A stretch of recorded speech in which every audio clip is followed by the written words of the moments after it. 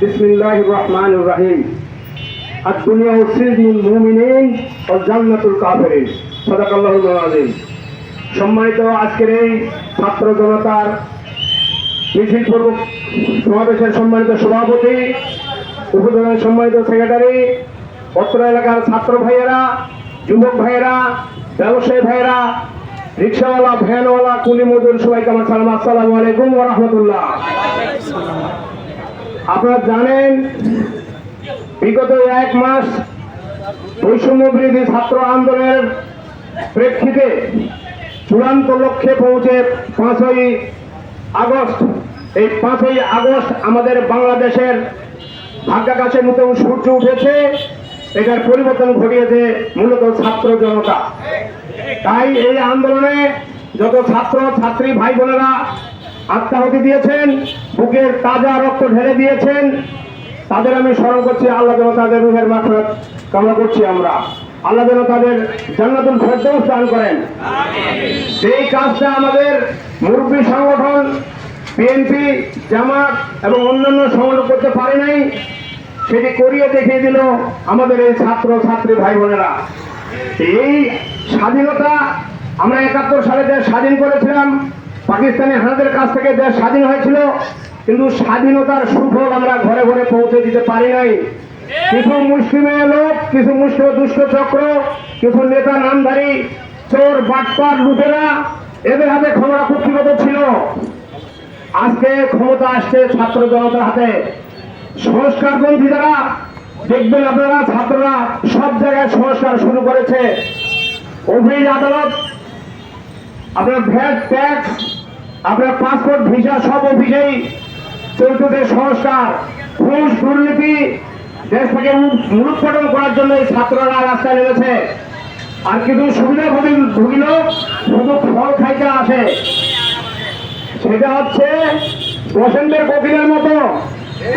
তো আমাদের সবাইকে খেয়াল রাখতে হবে, এটা স্বাধীনতা অর্জন হওয়া খুব কঠিন, তার থেকে বেশি কঠিন স্বাধীনতা ধরে রাখা। তো যাই হোক, আমরা 5ই আগস্ট যে স্বাধীনতা অর্জন করলাম, এই শুভেচ্ছা স্বাগতম, শুভেচ্ছা স্বাগতম।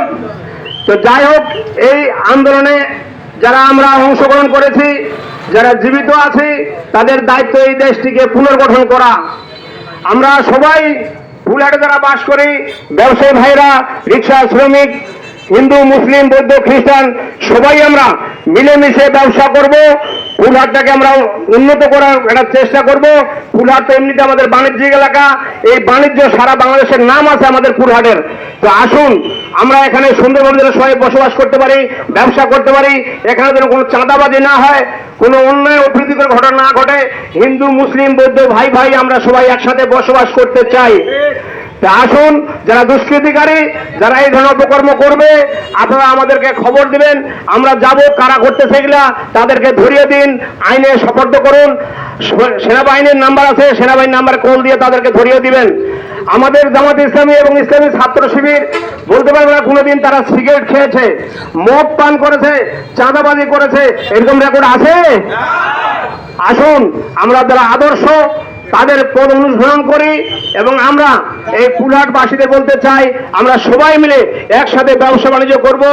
এবং আমি যে একটা ছোট্ট হাদিস পালন করেছি, তেলাওয়াত করেছি, আদ-দুনিয়া সিজনুল মুমিনিন ওয়া জান্নাতুল কাফিরিন।